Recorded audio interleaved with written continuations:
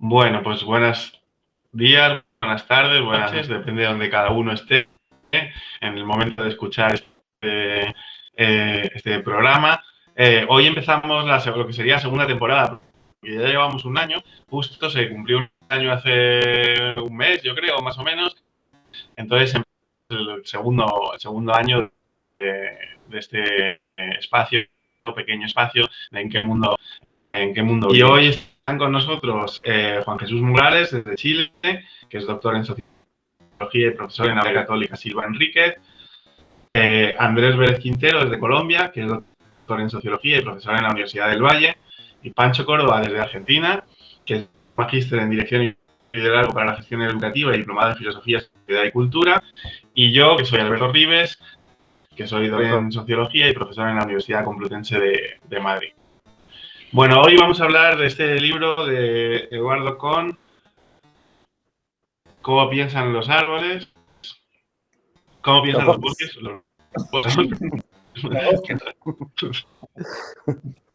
que es un libro muy interesante desde una óptica humanista. Intenta convencernos de que es más adecuado pensarnos más allá de lo humano, ¿no?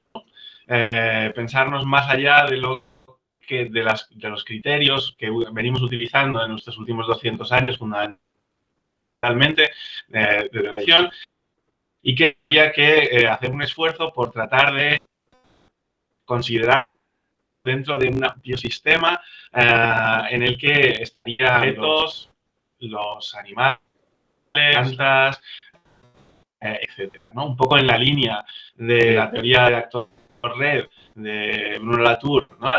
Que cita con bastante frecuencia y tal, y las líneas posthumanistas de Haraway, etcétera, que también citaba con bastante frecuencia, y también van poniendo, digamos, las bases de su pensamiento y sobre todo y muy especialmente en relación a Peirce, que extrae un montón de conceptos, argumentos, etcétera, a lo largo de todo el texto, ¿no? Y bueno, lo hace gracias a su trabajo etnográfico muy continuo y muy, por lo que parece, ¿no? Muy profundo, muy detallado en una zona de Ecuador bueno, pues a partir de ahí trata de pues, convencernos de que es necesario, que es una buena idea concebir la antropología, que yo creo que se puede hablar en las ciencias sociales en general, en realidad. Él está hablando de antropología, pero no nos da igual. Concebir las ciencias sociales desde otra óptica, ¿no? Desde una óptica posthumanista que vaya más allá de lo humano. Bueno, y ahí serían un poco las bases. Mi primera reflexión personal es que me ha parecido muy interesante este esfuerzo por intentar sacar del centro del pensamiento y del análisis, y me parece una propuesta valiente. Y bueno, os doy palabra y vamos desentrañando el texto poquito a poco. Bien, me atrevo yo a continuar porque fui el que tuvo la pésima idea de que leyéramos este libro. No, lo digo en bromas porque es un libro complejo. Como bien Andrés nos compartió por ahí en el prólogo, en una conversación el autor con quien lo prologa, ¿no? En la introducción con Manari Ueshiba, se plantea que el libro a la tercera vez se entiende. Así que para quienes nos escuchan, aquí creo que hemos leído solamente una vez el libro.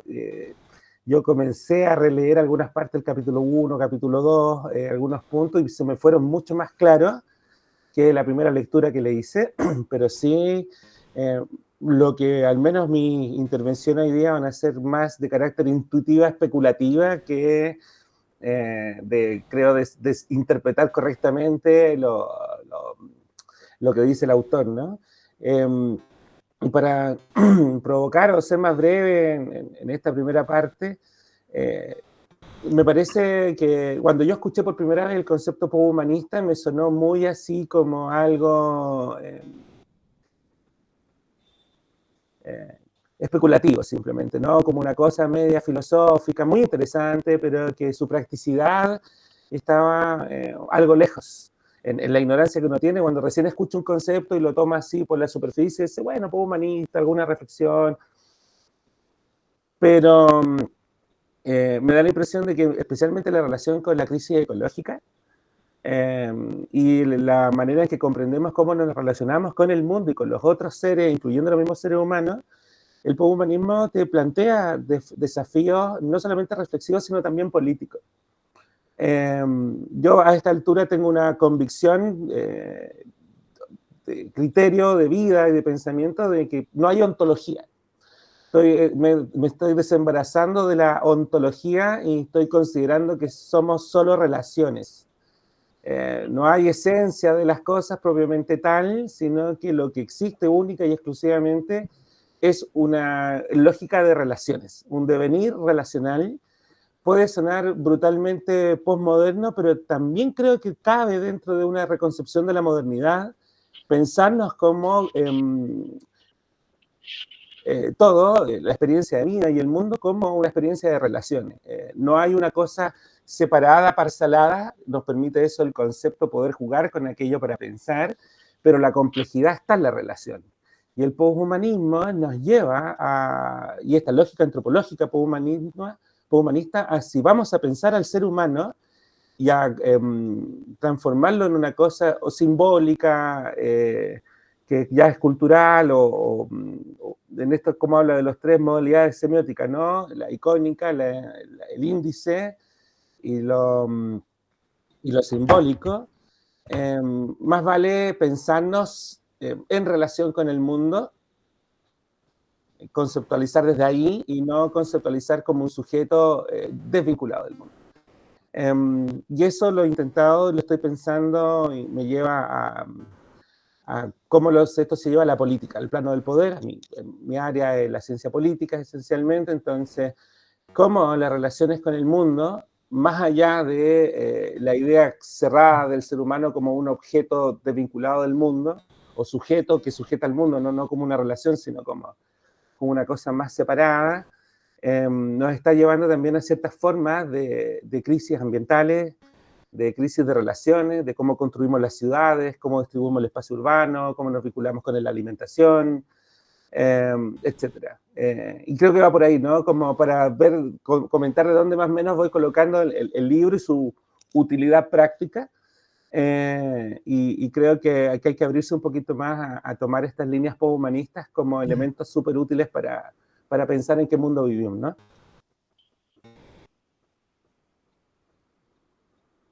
Bien, continúo.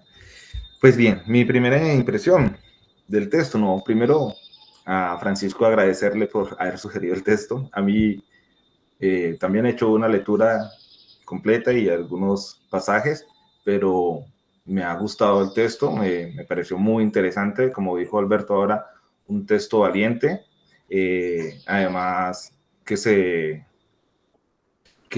ve un trabajo de fondo fuerte, continuado, como se mencionó, un trabajo antropológico muy, me parece serio y, y, y como también se señaló ahorita Alberto, no cerrado en la antropología, abierto a las ciencias sociales. Es un texto que el autor declara desde el principio más de un corte que raya con la filosofía, que raya con lo especulativo, y que lo asumí a medida que lo iba leyendo, y creo que es la invitación que él hace desde un principio, a verlo como una invitación a escuchar a conocer un mundo, como hacen los antropólogos, que nos invitan a conocer otros mundos, a abrirnos digamos, esas otras formas de estar aquí en el planeta, pero a la vez también a pensarnos de manera diferente el mundo de las relaciones, así como lo señalas, Francisco. Me gusta mucho esa parte que va muy en la línea del texto y con la cual también comparto mucho de entender las dinámicas relacionales y tratar de entender allí en el flujo de los encuentros entre las personas, entre los grupos, las comunidades, en el flujo de las relaciones entre el pasado, el presente y el futuro, entonces, de cruces, tratar de entender allí lo que hay, lo que tenemos en el momento. Entonces, esa es como mi primera impresión. Me pareció que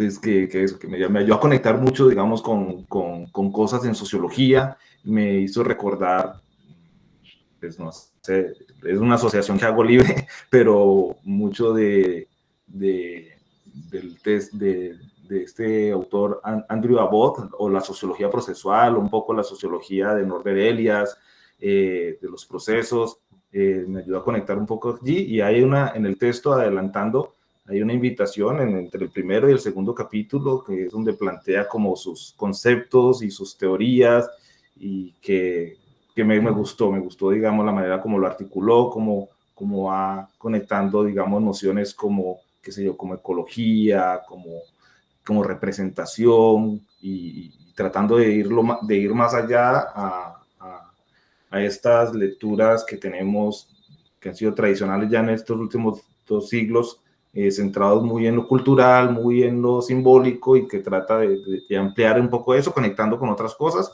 que creo que el texto hay que tomarlo así, digamos. Está esta apuesta epistemológica, filosófica, de pensamiento, pero también hay esa otra parte antropológica, etnográfica, que van allí juntas, pero que pues en esta primera lectura creo que es importante identificarlas y irlas llevando un poquito separadas. De pronto, a medida que se haga la segunda y la tercera lectura, se van encontrando más las conexiones, pero fue como el producto de esta lectura primera. Y nada, y el autor, pues, el texto me parece, bueno, sí tiene su densidad y todo eso, pero hay un esfuerzo del antropólogo en su escritura de llevarnos bien, de irnos mostrando los ejemplos, las situaciones que vivenció, que experimentó y que recogió en su trabajo etnográfico, para irnos acompañando en sus disertaciones metafísicas o filosóficas o especulativas, pues que también está muy cargado el texto. Sí, por mi parte, bueno, comparto mucho lo que se ha dicho. Bueno, también agradecer a Pancho la sugerencia. Y también reconozco eso, que para mí también fue un texto denso, creo que es de difícil lectura, sobre todo para un público no especializado, ¿no? con estas temáticas, ¿no? Porque hay que volver a leer tal vez algún párrafo.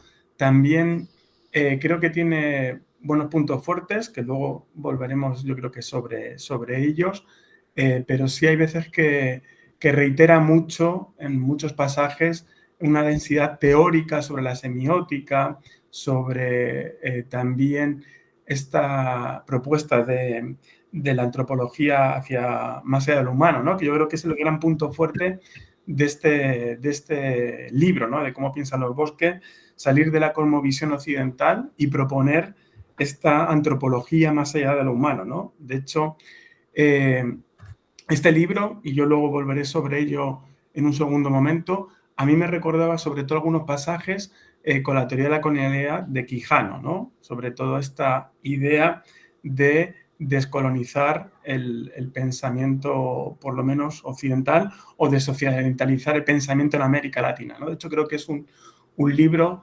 que tributa a la antropología latinoamericana, aunque Eduardo Con creo que fue fruto tal vez de su postdoctorado, me parece. Creo que es un autor ecuatoriano, pero que está radicado en Canadá, y yo creo que recoge muy bien todas esas teorías que sobre todo desde la filosofía de la liberación, la sociología también de la liberación de los años 80, 90, 2000, que cuestionaban precisamente todo la crítica a la colonialidad del poder, a la colonialidad del saber. Él yo creo que lo recoge muy bien desde el ámbito de la antropología, pero como bien decía, por ejemplo, Alberto, dialoga también con las ciencias sociales, ¿no? Y un último matiz, y luego paso ya palabra, creo que algo importante, y para que situar a quienes nos escuchen, es un texto que está basado, por supuesto, en un trabajo empírico importante de 4 años, ¿no? Que eso también nos habla del trabajo de campo del autor en una comunidad que se llama Ávila Runa, cerca de la ciudad de Tena, que es la selva amazónica, y con un río importante, que es el río Napo, que es uno de los grandes afluentes del Amazonas, ¿no? Para contextualizar también el encuadre, si quieren, territorial, también histórico, que sobre ello yo volveré más adelante, ¿no? Que da cuenta también de este mundo del bosque, este mundo social y también interespecies que el autor trató de poner en relieve e ir más allá de este pensamiento occidental. Eso sería mi primer aporte. Yo, permíteme. Bueno, por ahí te dejo, Andrés. No, quería, esto último que subraya Juan es muy importante, el contexto, el territorio en el cual se emerge todas estas ideas, ¿sí? Donde nacen, donde el autor, como invita en su libro, trata de que sus pensamientos se alineen como en la manera como piensan los bosques. O sea, puede sonar pues así un poco difícil, pero no. Pero digamos, para quienes vivimos en este lado, digamos, del mundo, aquí en Colombia, pues el Amazonas tiene una muy importante, y el pensamiento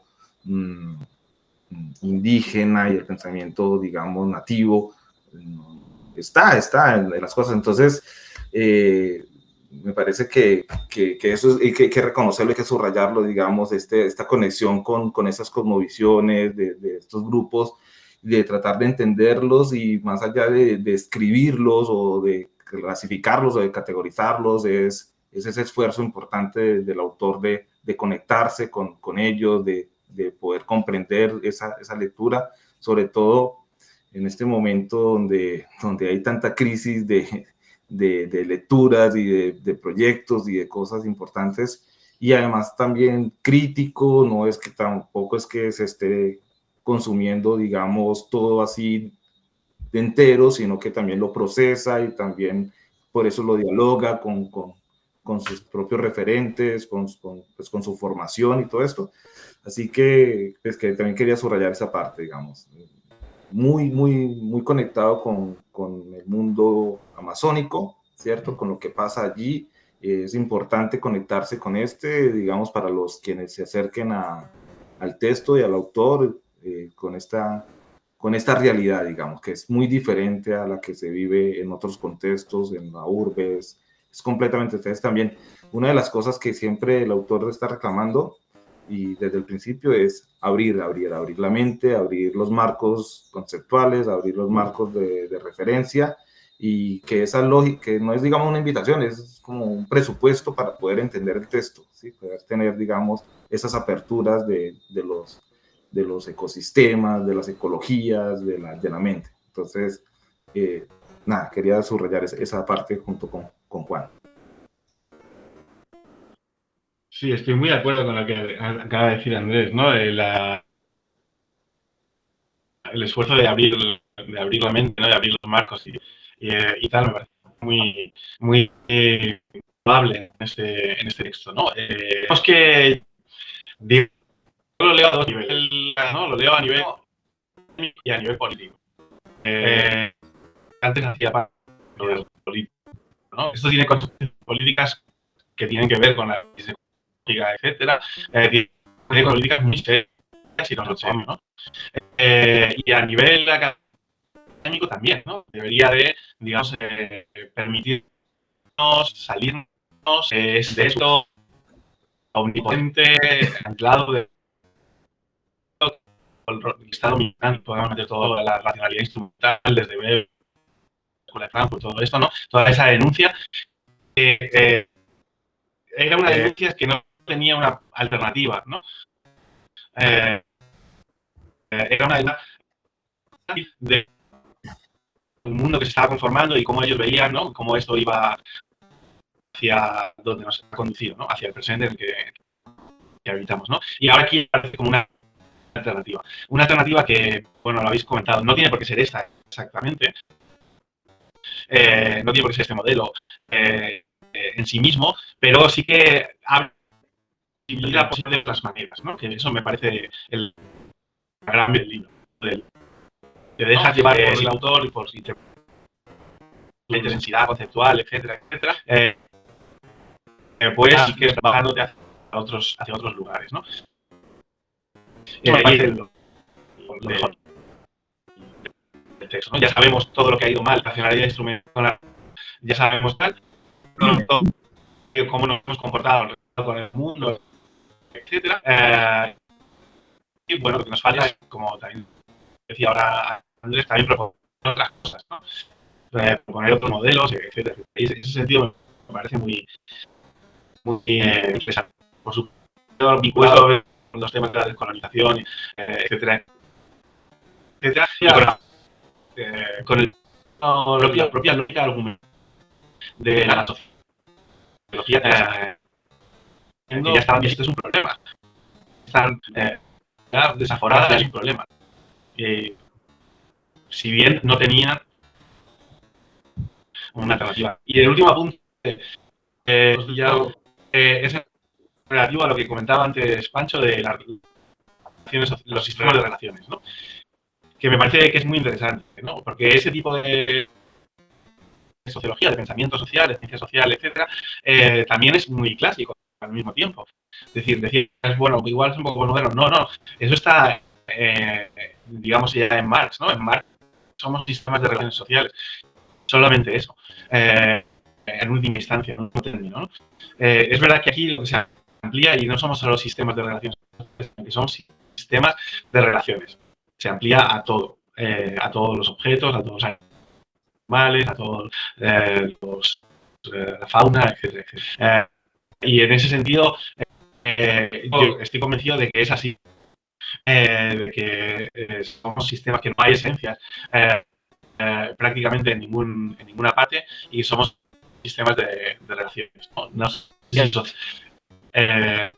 o de una forma más amplia, incorporando a todo esto. También, y es lo último que digo, y me callo, voy a apuntar la dificultad de argumentos a nuestros modelos de investigación, etcétera, etcétera.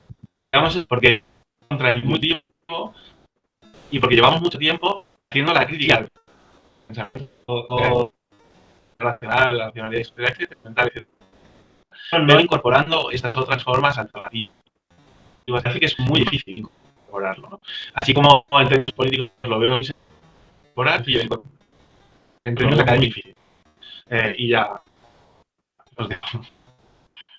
Sí, bueno, justamente mientras pensaba, dijiste algo que estaba pensando, justamente que cómo incorporar esto en la discusión académica sin sonar a hipismo, sin sonar a que estamos entrando en plano esotérico, no sé si me explico, ¿no? Medio mágico, este esfuerzo por recuperar el encantamiento del mundo. Hacer esta vuelta atrás, ¿no? Que nos decía Weber, que la racionalidad desencanta el mundo, pero no es un encantamiento en tanto mágico, que no tiene capacidad de ser lenguajeado, como diría Humberto Maturana. Y creo que una de las cosas interesantes que me pareció del libro, que además me fuerza a tener que profundizar en un campo en que, al menos mi formación como cientista político y sociólogo que está en proceso, es la recuperación del lenguaje como elemento de análisis. Y no el lenguaje, no decir lenguaje de la semiótica, la semiosis, y como plantea el autor, un proceso semiótico sin tener que llegar necesariamente al símbolo, sino reconocer que en el mundo, en el universo, en aquello que sostiene la existencia y la vida, en su materialidad y su metafísica también, me atrevo a decirlo, no es necesario o que podemos nosotros comprender de que hay procesos semióticos sin tener que llegar al símbolo. Es posible comprender el mundo sin la moral.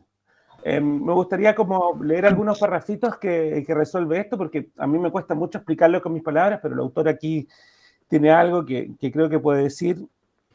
La representación simbólica que se manifiesta más claramente en el lenguaje es convencional, arbitraria, y está inserta en un sistema de otros símbolos semejantes que a su vez es sostenido por contextos sociales, culturales y políticos con propiedades sistémicas y convenciones similares. Ahí cuando él plantea, ¿no? Luego el volver a provincializar el pensamiento, ¿no? Como esto que decía Juan Jesús, ¿no? Del pensamiento decolonial, etcétera, el pensamiento situado, ¿no? Después dice, así como sabemos que las palabras solo adquieren significados en términos del más amplio contexto, compuesto por otras palabras similares con las que se relacionan sistemáticamente, uno de los axiomas de la antropología es que los hechos sociales no pueden ser entendidos excepto en virtud de su lugar y un contexto constituido por otros hechos similares. Sin embargo, el contexto es una propiedad de la referencia simbólica convencional humana, la cual crea realidades sociales y lingüísticos culturales que nos hacen distintivamente humanos. Tales modalidades de representaciones no funcionan por medio de un sistema contingente de relaciones entre signos, como lo hace la modalidad simbólica, cuando habla de cómo piensan los bosques, ¿no? Entonces, en ciertos dominios semióticos, el contexto no es relevante, y aún en aquellos campos como los humanos, donde sí lo es, tales contextos, como podemos observar al ocuparnos de aquello que reside más allá del humano, son, como demostraré, permeables. En resumen, todos los complejos son también abiertos.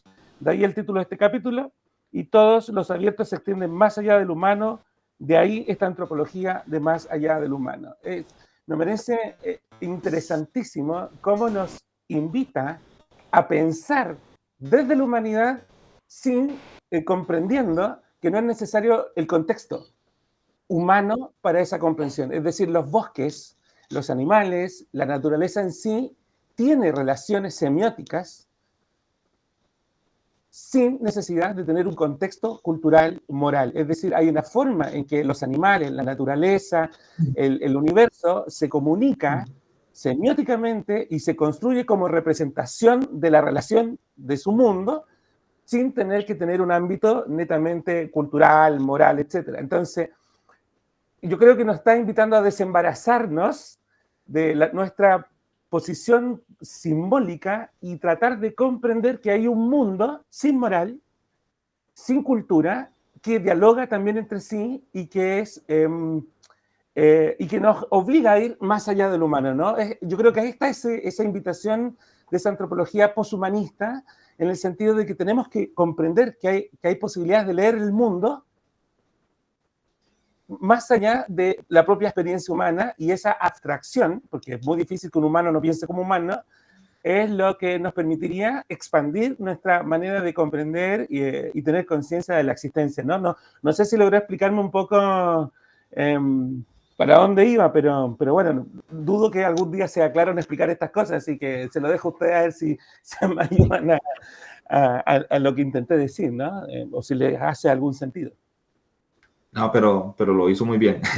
No, porque creo que recoges una de las pepas del texto, digamos, de uno de los ejes, que es el centro de la semiosis en la vida, digamos, porque la vida es semiosis, nos dirá y la semiosis es vida, y el pensamiento es vivo, y lo que quiere él es conectar con todos estos elementos, con todos estos aspectos. Entonces, creo que lo que nos aporta es clave, es la parte dura del texto, y es la que hay que aprender, creo yo, o recoger para ir conectando, porque el texto es complejo, pero es muy inteligente. O sea, el texto conecta con muchas cosas y trata de dejarnos este aspecto como el central, como el elemento nodal aquí, de que la capacidad de representarnos, la capacidad de significar, la capacidad de leer el mundo,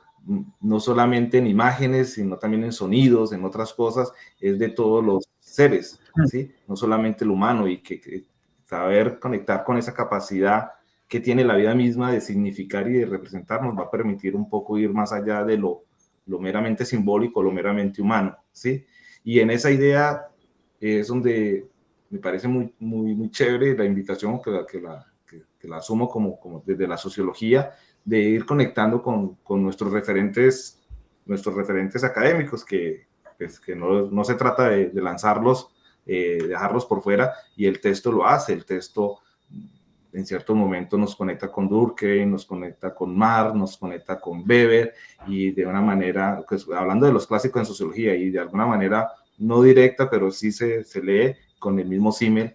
Entonces, y luego también lo que todo este discurso, toda esta narrativa de las ciencias sociales actual que tú señalabas ahorita, un poco como posmoderna, está allí con todo esto de lo abierto, de los procesos, de los sistemas, de lo ecológico, ¿sí? Que está en el texto. Y otra de las cosas que me parece también muy interesante es la manera como nos ayuda a pensar, hablando desde la sociología un poco, todo esto del tema de las subjetividades, del yo, del nosotros, que está allí, ¿sí? Entonces digo que el texto, como dijo Alberto, tienes como esos dos senderos, ¿no? Ese sendero académico, ese sendero, digamos, de que dialoga con las ciencias sociales, pero también ese que nos permite ver un mundo diferente en términos políticos, de representarnos otras cosas, y como, pues no voy a cerrar el texto aún, ¿no? Pero en su último capítulo, pensarnos un futuro o visualizar un futuro, que es una gran invitación, pues, políticamente abre muchas cosas posibles. Así que, pues nada, Francisco, lo que quería señalar era de que sí, que ese es, para mí también comparto que es el eje del texto, todo esto de los signos y de que el ser humano y todo lo viviente, según Kohn, significa, lee signos, se representa al mundo y en función de eso se conecta con otras cosas y ahí es donde se abre la posibilidad de conectarnos con el mundo también. Yo quería, de hecho, continuar algo que acaba de apuntar tanto Andrés como Pancho, a ver si trato de explicarlo y de hilar las ideas, ¿no? Porque tengo apuntado varias notas, pero que dan con lo que ustedes han comentado. Y es lo siguiente, ¿no? Esto que decía ahora justamente Andrés, de volver a los clásicos, y a mí en algunos momentos me resonaba a Weber también con la propuesta del reencantamiento del mundo, ¿no? Cuando él estudiaba las religiones, la magia, etcétera, ¿no? Y aquí lo que nos está diciendo el autor, Eduardo Kohn, con su trabajo con esta comunidad, es que decir, bueno, en una pequeña comunidad, ¿cierto?, que siempre la mirada occidental o la mirada moderna que tenemos, es decir, bueno, son sociedades muy básicas, etcétera, para nada.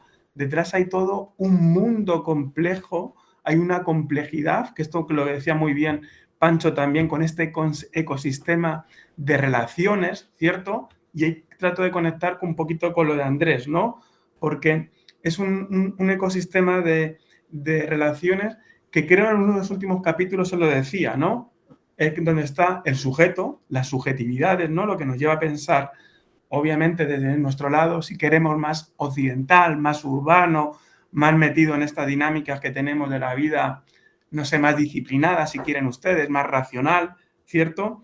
Estos sujetos que resisten a la colonización, al capitalismo, a la modernidad también, que viven en una comunidad, ¿no? Tejen sus relaciones en comunidad.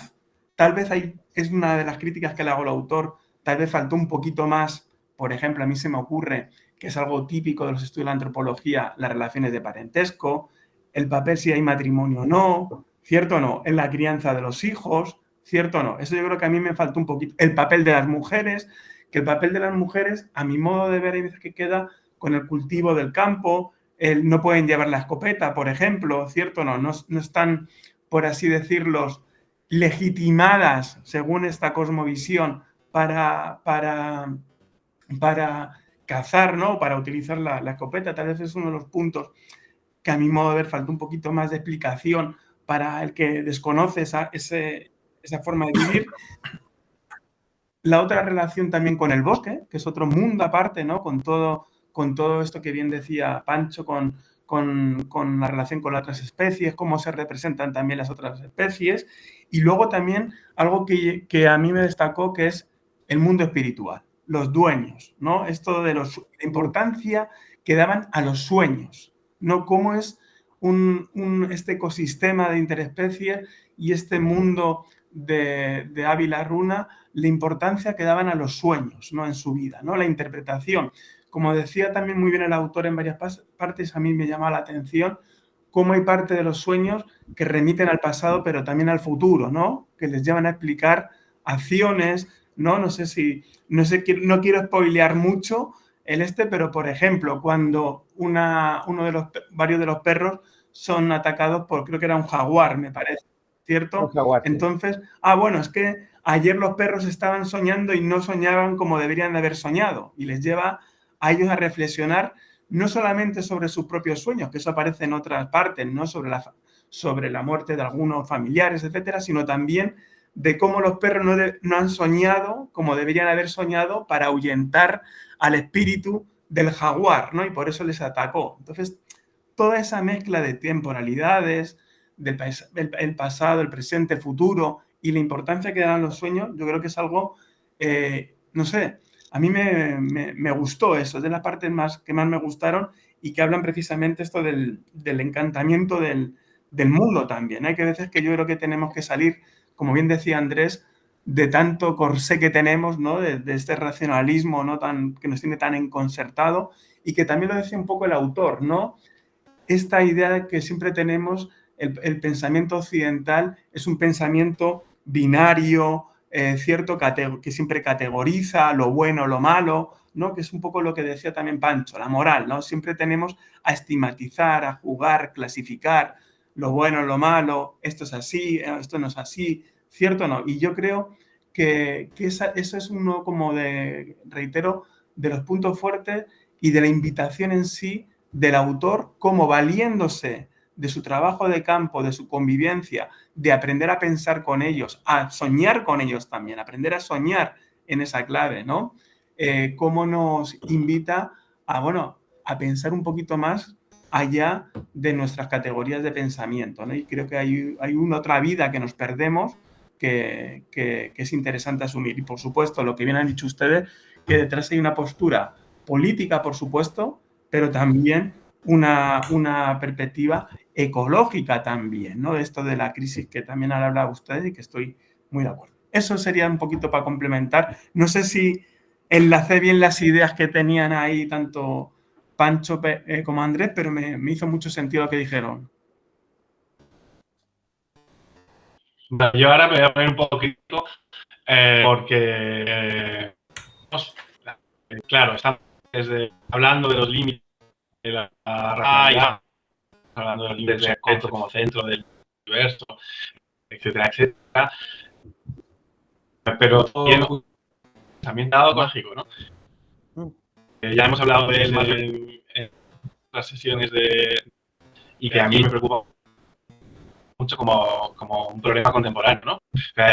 Cómo el pensamiento mágico es algo que es difícil realmente, ¿no? Cómo se argumenta en términos de pensamiento mágico, cómo se dice a la gente para demostrarle algunas cosas que el pensamiento científico, racional, tiene unas reglas, tiene unas normas y tiene esta supervisión, etcétera, etcétera, pero el pensamiento mágico, pues, originalmente es otra, ¿no?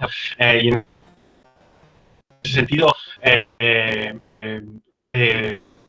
es una reflexión que me preocupa. Eso por un lado. Por otro lado, está el tema de Hartmut Rosa, ¿no? Que a mí me venía a la mente cuando estaba leyendo este libro, porque también es una ideología de la relación con las cosas y con el mundo, y en esos momentos en los que te conmueven, en esos momentos en los que entras en relación, digamos, significativa con el mundo. Tenemos un modelo que es equivalente, yo creo, a este modelo, y que desde otro punto de vista, hecho desde otra histórica, etcétera, etcétera, pero sí que te aproxima un poquito sendero, ¿no? Que es esa necesidad que sentimos ahora, a principios del siglo XXI, esa necesidad que sentimos ahora de abrirnos al mundo y a los otros y a los objetos y a los animales, etcétera, ¿no?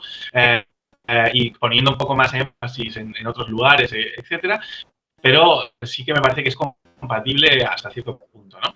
Y que también es un camino muy interesante. Y al que le interese estos temas, le recomiendo que vea nuestro episodio sobre Hartmut Rosa y la resonancia y que se lea el libro de Hartmut Rosa, La resonancia.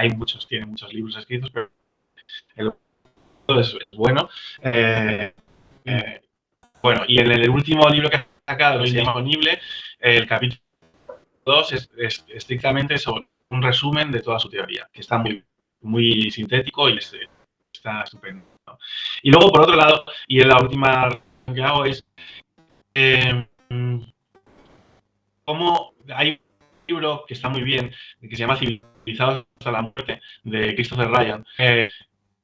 Lo que aborda es un poco, hemos construido una especie, él lo llama una especie de zoológico, en el que nos desvinculamos de todo, de la naturaleza, etcétera, incluso de nuestra propia naturaleza, en el sentido de que somos animales, etcétera, por ese camino, ¿no? No sé si me explico bien, ¿no? Pero un poco en esa línea de cómo hemos construido un mundo que agotamos, ¿no?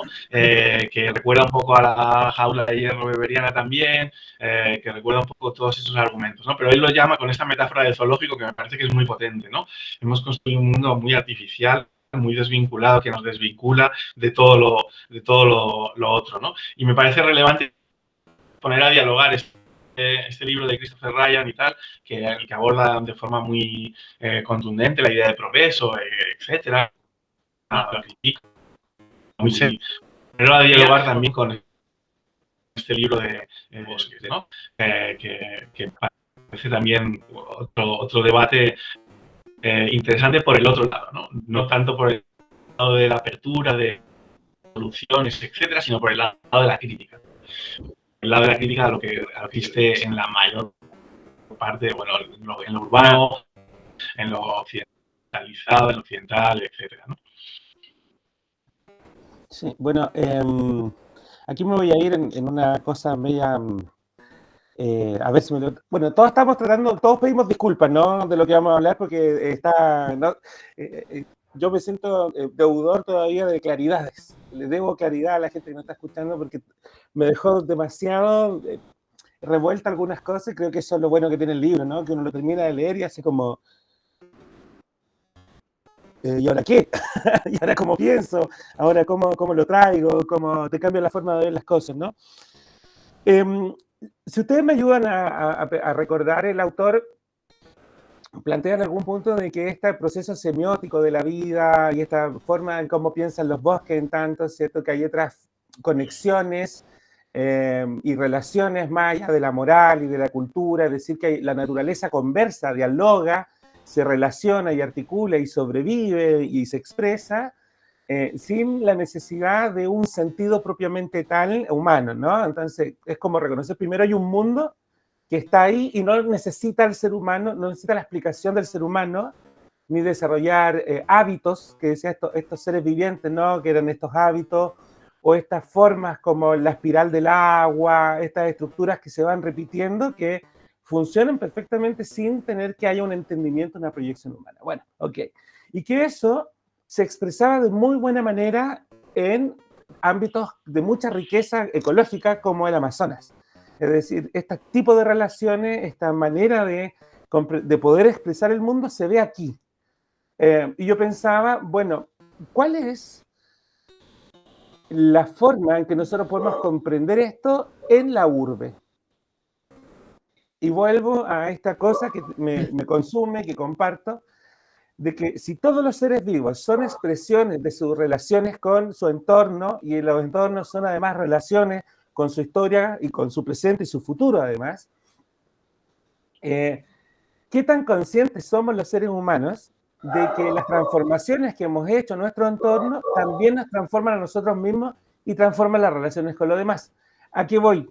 El ser humano hoy es responsable de su propia evolución, o al menos puede tomar conciencia de que los cambios, las transformaciones que desarrolla en su medio y la forma en que se relaciona con el mundo, indiscutiblemente le van a repercutir en la forma en que las próximas generaciones, que muy bien va explicando el libro la ausencia, cómo somos todos deudores de lo que no fue, para poder ser, cómo nosotros podemos pensarnos como especie. Yo vengo dándole vuelta hace mucho rato como la política de la especie, de pensar ya como especie, no como individuo, ni como naciones, sino como una cosa más relacionada con el mundo, ¿no?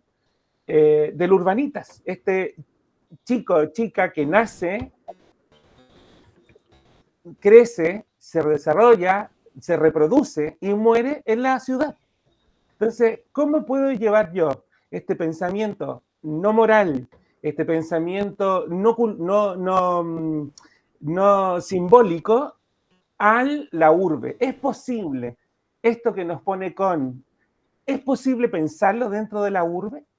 ¿Es posible pensar esto y volver a reconectarnos con la naturaleza y reconectarnos con el mundo cuando vivimos en un Tupperware, en un tupper, ¿cierto? En un frasco de plástico que nosotros no hemos creado como especie? Quizás no. Quizás sea justamente la urbe, la manera en que el mundo, el humano se relaciona. No sé si me explico, ¿no? Estoy como viendo cómo traigo este tipo de pensamiento desvinculado de la cultura, de la moral, al ser humano que vive inserto indiscutiblemente en su cultura y en su moral. Por eso creo que la relación con la alimentación, no llevándolo a un plano dietético ni estético, no, simplemente como quizás nos va quedando la comida o la música, y ahí retomo lo que dijo Alberto, a lo mejor Rosa justamente nos pone en juego dónde están los elementos relacionales, no morales, no culturales, o sea, es la semiótica no humana, por así decirlo, dentro del espacio de la urbe.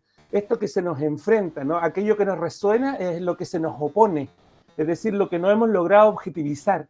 Entonces, me parece muy interesante cómo ponernos en el lugar del sujeto que vive en la urbe con el pensamiento de este poshumanista antropológico, sociológico, ¿no? Hasta político, que bien lo dice el autor acá, dice, lo que estoy tratando de hacer aquí tiene una importancia política. Las herramientas que surgen al prestar atención a la manera en que los runas se relacionan con otros tipos de seres puede ayudar a pensar lo posible y su realización de manera diferente. Esto, espero, puede evocar lo que Gashan Hage llama una alterpolítica, una forma de política que surge no desde la oposición o la crítica de nuestros sistemas actuales, sino una que se genera mediante la atención a otra manera de ser que aquí involucra otro tipo de seres vivientes. Entonces, estoy tratando de pensar la política poshumanista práctica y que bien me quedo con la advertencia que dije que no suena hippie, que no suena magia, así hechicería, sino que de qué manera y cómo presenta esto en un congreso. Yo tengo ganas de hablar de esto, digo, hoy, pero ¿cómo me explico en 15 minutos a una audiencia que a lo mejor ni siquiera está enterada de esto o le parece muy lejana? Entonces, bueno, me dispersé. Pero quedémonos con lo del principio, ¿no? Cómo pensar esto poshumanistamente dentro del urbanitas, de aquel ser humano que solamente va a conocer la ciudad y se transforma en algo como zoológico el resto del mundo, ¿no? Ir a un bosque, ir a ver animales, la naturaleza, es como el zoológico está afuera. Nosotros nos encerramos y dejamos la naturaleza como afuera. Es muy interesante esa reversión que estamos haciendo como especie. Bien, me callo. Espero no haber enredado todo aún más. Pero ya nos dejó callado responder. Es que está muy fuerte la pregunta, digamos, muy interesante poder conectar estas cosas, porque como dijo Alberto ahora, es difícil sacar un poco lo que Kohn plantea allí, sacarlo a otros contextos, a otros campos, ¿no? No sé, aquí especulando. El texto nos habla, hay un término que es muy interesante, que es la noción de forma, ¿sí? Y de cómo esas generalidades, esas formas que nos cobijan, ¿cierto? Son independientes digamos, de las voluntades o de las dinámicas humanas, sino que son formas que están más allá, ¿cierto? Que conectan todo esto. Y no sé, de pronto en esa línea, pensando un poco de cómo conectar la urbe y la selva amazónica, digamos, qué sé yo, cómo conectar en el caso de Quito y la selva amazónica, cómo conectar, qué sé yo, todo esto, no sé. A mí lo que veo así, tratando de visualizar esas formas, porque la invitación es como, no las creamos, están creadas, la dificultad es poderlas ver, ¿cierto? Y al poderlas ver, poderlas entender y sacarles el jugo. y qué sé yo, a mí se me ocurre en este momento con tu pregunta pensar en esta dinámica de la globalización, de este mundo ya conectado, ¿cierto? Que es una realidad, ¿ya? Donde por muchas maneras nos damos cuenta de qué es lo que pasa en el Amazonas, qué es lo que pasa en todo el mundo y que los sujetos nos conectamos un poco con eso. No sé, es como un poco en eso que es independiente, o sea, que es una realidad que está allí, que la ciudad nos damos cuenta de que el Amazonas arde o que el Amazonas está siendo, ¿cómo se dice?, arrasada, sus árboles, su selva, por todas estas cosas, es conectarnos con eso, saber de que en este mundo, pues, todo esto de interdependencia, interrelaciones es cierto, y hablando en términos de las nuevas generaciones urbanas y todo esto, es un poco esto que tú señalas ahora, un poco, no se trata de estética ni de todo eso, ni de modas, pero sí de conciencia del consumo, conciencia del estar aquí, conciencia de los otros seres vivos, que no son solamente los que están allá, sino aquí, yo por ejemplo, aquí al frente mío tengo un cañón, un valle, un cañón, un bosque también, tengo, qué sé yo, muchas cosas, tengo mis mascotas, en fin, ya empecé a irme por otros lados, pero bueno, no sé, es un poco como que este texto lo ayuda a uno como que conecte con estas cosas y ver allí esta parte. Y otra cosa que quería señalar con lo que Alberto marcó ahora, que sí, este texto hay que empezarlo, es difícil, pero conectarlo con otras cosas que estamos leyendo, y este espacio que hemos desarrollado a lo largo de este año ha sido muy interesante porque, claro, leemos autores que tomamos así porque nos provocan, que no tienen ninguna conexión, qué sé yo, de escuela o cosas de ese estilo, o una línea, pero lo interesante es que al hacer estos ejercicios uno mismo hace sus conexiones, ¿no? Entonces conectar esto con, por ejemplo, como lo invitan, con Rosa, pues sí, claro, porque cuando el tipo Rosa nos dice lo de la resonancia, y aquí leemos a Connie nos dice de la noción de florecer o la noción de emergencia, como que caramba, uno hace ahí la conexión, ¡pum! Estos están un poco, están hablando cosas que se pueden juntar, ¿no? Y a mí, y en particular, entonces claro, uno lo particulariza, me gustó mucho conectar estas ideas y la invitación de pensar los futuros. El futuro, digamos que en ciencias sociales me parece que nos hemos castrado un poco de pensar el futuro bastante. Nos hemos quedado mucho con el pasado y cómo el pasado conecta con el presente y el pasado explica el presente, que él lo señala allí, y la crítica es de cómo el futuro está presente y es una realidad, digamos, que hemos dejado como de explorar porque pensamos que eso es irnos por qué sé yo, por lo metafísico, por otros lados, ¿no? Y es una realidad. A mí me gustó, por ejemplo, cuando les dije ahorita de esto de Andrew Abbott y lo de los procesos y todo eso, en el caso de mi investigación doctoral, que fue una investigación sociohistórica, pero tener la perspectiva del futuro de lo que estas personas, digamos, los académicos, los intelectuales de la Universidad del Valle de la década del 60 y el 70 estaban construyendo su mundo académico, ¿cierto? Pero no era solamente el resultado de sus propias experiencias y de las experiencias institucionales y las experiencias personales, sino también el resultado de los proyectos y de las ambiciones y de lo que querían para un futuro y cómo el futuro determinaba un poco las posibilidades que veían en esos entornos. Pues digo, no, aquí hay una noción que me parece muy interesante seguirla trabajando, pensarla, más cuando estamos en esta época donde nos preguntamos en qué mundo vivimos y la mayoría de los textos o muchas de las lecturas nos dejan un poco así como que no futuro, como que estamos embarrados en algo que no nos permite ver más allá, una bruma demasiado espesa y atreverse a pensar futuros, así como el otro texto que nos leímos de los cuatro futuros. 4 futuros posibles. Ajá, exacto. O sea, chévere, porque también es en otra lógica, ¿no? Una lógica de literatura, de ficción, pero que nos llevan a romper un poco esa barrera de que siempre nos tenía muy marcados en el pasado y en el presente y atrapados en esta lógica. Entonces, esas dos cosas allí con lo de Francisco y Alberto. No sé, la forma creo que fue muy fácil, me salí muy fácil con la invitación de Francisco, pero la forma de la globalización, de la independencia de este mundo que puede ser una posibilidad de explorar. Sí, yo voy a tratar también nuevamente de hilar un poquito lo que han comentado ustedes y obviamente... El programa más excusado que hemos hecho. Pero, me encanta, me encanta. Lo voy a llevar luego a mi terreno, como decía, ¿no? Que luego quiero traer a Quijano, ¿no? Y de hecho me preparé busqué una cita de Quijano porque creo que encaja muy bien con el espíritu, si quieren, del texto de Eduardo Con. Y no, y lo que preguntaba Pancho, claro, de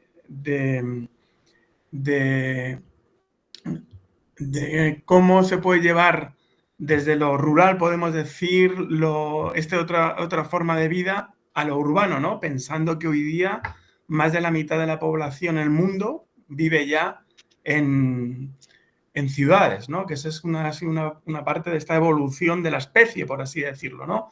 Ya dejamos de ser nómadas o agricultores, recolectores, vivir en el mundo del campo, de lo rural, ¿cierto? Y ya vivimos, o la mitad, o más de la mitad de la población ya vive en lo urbano, ¿no? Con lo que ello significa. Esa pregunta, que obviamente también me hace una respuesta especulativa, y lo voy a llevar a uno de los ejemplos que él pone en el libro y que es lo que más me gustó del libro, de hecho es lo que más me gustó, que es la relación entre los Ávila Runa con sus perros, ¿no? Entonces, cuando él en varios pasajes, cuando viene a decir esto de que creo que lo decía ahora también o Pancho o Andrés, lo de las ausencias, ¿no? Bueno, ¿qué significa el perro en el mundo, si quieren, cultural, el mundo social de los runas, ¿no? Bueno, pues los perros es una especie introducida, ¿no? Que remite al pasado colonial, ¿cierto o no? Y de hecho, los perros también los atacaban los colonizadores a ellos, ¿no? Y que da cuenta de todo ese sistema de dominación, ¿no? Colonial, en el que también parte de los Ávila Runa también algunos fueron esclavos, ¿no? En todo lo que fue posteriormente todo el sistema extractivista, ¿no? De lo que es el caucho, ¿no? Todo el tema de la economía política que también habla el autor, economía política del caucho. Algunos de ellos fueron también esclavos, ¿no? Que ahí juega también con el tema de la blanquitud, los señores, etcétera. Y la relación del perro, como él decía, bueno, pues es un ejemplo que nos lleva a ese pasado de la dominación del sistema colonial. Ellos lo resignificaron también, la relación que tuvieron con los perros, aunque todavía tienen relaciones de dependencia, porque algunos de los perros que crían fallecen muy tempranamente por alimentación, etcétera, y tienen que ir a buscarlo a los hacendados, ¿cierto? Entonces todavía ahí insinúa otro sistema de dominación actual, pero también nos transporta al futuro por lo que hablábamos antes, los sueños, cómo sueñan los perros, cómo los interpretan, ¿cierto? Y donde quiero ir para tratar de responder un poquito la provocación de Francisco, ¿no? Es que tenemos conciencia de la red de relaciones, ¿no? Que nos rodea. Es decir, el perro en sí transporta un significado, un pasado, etcétera. Pues ni que pensar en las mercancías, objetos que estamos en este mundo, ¿no? Y por eso yo lo quería llevar, como les decía al inicio cuando intervine la primera impresión, a mí me resonaba mucho estas partes, sobre todo del libro, a la crítica y la teoría de la colonialidad de Quijano, ¿no? Como detrás de los Ávila Runa hay toda esta resistencia, hay otra forma de pensar, por supuesto, con lo que nos dijo Alberto, ¿no? Podemos poner tal vez ciertas barreras o poner en tensión algunas cuestiones de este realismo mágico, de este pensamiento mágico, etcétera, pero sí que ser consciente de lo que ello significa, ¿no? Resistencia a la dominación, al extractivismo, al mundo capitalista que tenemos, a la racionalidad instrumental, a la aceleración de nuestras vidas, que ya acá han hablado de Helmut Rosa por la aceleración de nuestra vida, que eso está incrementado mucho más en el mundo urbano. Y por ello les iba a traer este fragmento de Quijano, que lo rebusqué, que me hacía mucho sentido, ¿no? Porque también tiene que ver algo que decía, o que creo que se relee en Eduardo Kohn, ¿no? Que es esta desobediencia epistemológica de la que habla Quijano, ¿no? Y les traigo la siguiente fragmento de Quijano. Dice así Quijano: la opresión se fundamenta en un sistema de conocimiento y producción del mundo de la vida, un sistema de clasificación social, dentro del cual han surgido las categorías dominantes de opresión: género, raza, clase. Sistema instituido a través de la empresa colonizadora y la razón imperial a su servicio. Ha llegado el momento de una desobediencia epistémica amplia que derrumbe el armazón de comprensión del mundo tal cual lo ha producido y ha sido impuesto por la modernidad occidental, ¿no? Yo creo que es creo que esta propuesta de Quijano tal vez se relaciona bastante bien con el espíritu del libro de Eduardo Kohn. Y eso era un poquito para complementar lo que hemos ido conversando aquí en esta sesión. No, muy interesante lo que comenta Juan, y ese concepto de desobediencia epistemológica es muy relevante. Voy a intentar yo mi respuesta imposible a la pregunta que nos ha hecho Pancho para crear los problemas a todos. Y es, sí, yo lo voy a hacer con otra pregunta, ¿no? Y es si tiene sentido hacer eso. Es decir, esto funciona en un contexto determinado, funciona bastante bien y lo estamos, ¿no?, un poco resaltando todos, ¿no? Como nos parece que tal. Y la cuestión es que y hacer esa traducción a otro contexto, a otro espacio en el que no hay muchos de los elementos que sí existen en el espacio que está describiendo con tanto detalle, nos lleva a algún sitio, ¿no? Y entonces sería un poco, claro, que es una pregunta muy difícil, ¿no? Porque sería decir, ¿realmente nos hacemos todos posthumanistas corriendo o tenemos ciertas reservas con respecto a si este modelo puede realmente trasplantar a otros contextos, ¿no? A los urbanos, que son, como decíamos y decía Juan antes, que son lo que donde habitamos, ¿no? Los seres humanos, la mayor parte, etcétera, ¿no? Y las cifras. Y por ahí mi duda es, tiene sentido. Si realmente es un movimiento que merece la pena. Y no tengo respuesta, simplemente planteo la duda. Que es un poco, nos lo llevamos, si lo cogemos, etcétera, en qué medida y hasta dónde nos puede hablar del mundo urbano del mismo modo que nos habla con tanta claridad de ese mundo rural, ¿no? Bueno, por ahí mi reflexión es más que nada un interrogante. Yo me atrevo, escuchándolo a ustedes, dije, bueno, ¿y cuál es mi respuesta? Así como a primeras, creo que lo primero que se me ocurre rescatar es si comprendemos que todos nosotros somos seres semióticos. Es decir, somos representaciones de las relaciones, de los distintos elementos pasados y presentes que se han conjugado o que no se lograron conjugar. Comprender entonces que somos, pensarnos como, voy a tratar de ordenamentar, pensarnos como relación nos obliga a incorporar lo externo, lo objetivizado, como parte también nuestra. Entonces, ese primer juego, ¿no? Yo también soy ciudad, yo también soy transporte público, porque si todos los animales y todas las expresiones propias, todo lo que está existiendo es también expresión de sus relaciones, entonces nosotros también como especies somos o podemos nosotros desentrañar cuáles son las relaciones, o podemos imaginar, pensar, buscar cuáles son las relaciones que hoy en día nos están haciendo ser o nos están orientando en este vector hacia lo que podríamos entender futuro. Por eso mi cuestión sobre la ciudad o esta capacidad eugenésica de la especie que hoy día tenemos, que a mí eugenesia y capitalismo es una mezcla así que me revienta la cabeza, ¿no? De lo peligroso. Es como cómo definimos el proceso evolutivo y la mejora de la especie genética, tecnológica, etcétera, bajo lógicas de capitales, es decir, de acceso al poder a través del dinero.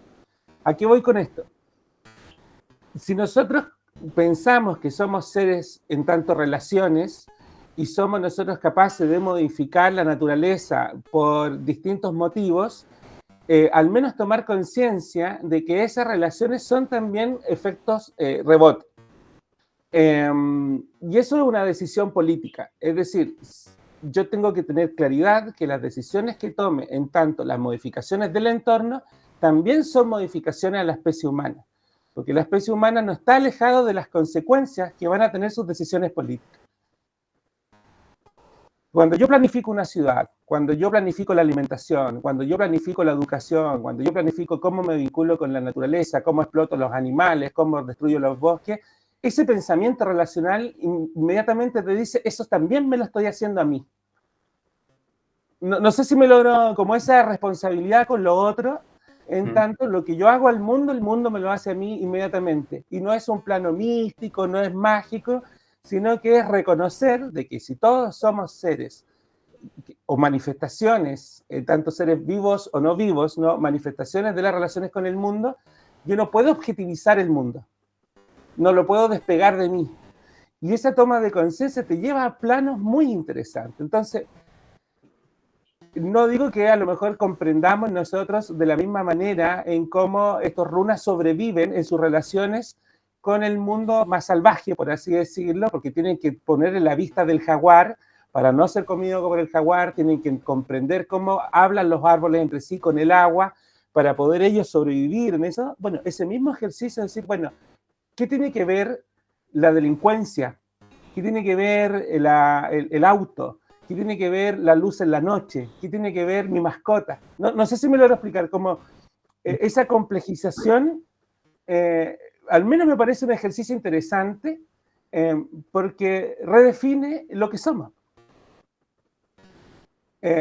No sé si lo voy a explicarme, pero yo al sacarme mi relación como individuo y entenderme como relación, el otro se me incorpora, todo lo otro. Y esa incorporación del mundo en mí, o sea, yo soy mundo y el mundo también soy yo, hace que uno tome decisiones o piense de otra manera. Yo creo que todos los que aquí, si tenemos mascotas y vimos leyendo el libro, mismos dijimos, ¿cómo será ver el mundo desde el perro? ¿Lo pensaron? No sé, ¿no? Yo los invito a ver si hicimos eso. ¿Cómo será ser planta? Entonces, creo que al menos, Alberto, no sé si volvernos poshumanita en tanto militarlo, sino que creo que simplemente con incorporar ese juego de que no soy solo yo, sino soy yo y el mundo al mismo tiempo, te hace mucho más responsable de las cuestiones que hace, o te hace mucho más cercano a lo que te está pensando, y quizás también nos permita comprender cosas que no estamos viendo, que es lo que vuelve a Rosa.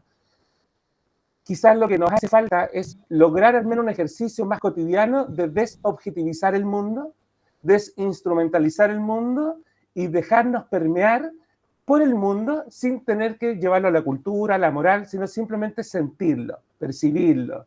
Y es un ejercicio mental que creo que es muy complejo porque somos seres entrenados para responder a un mundo práctico.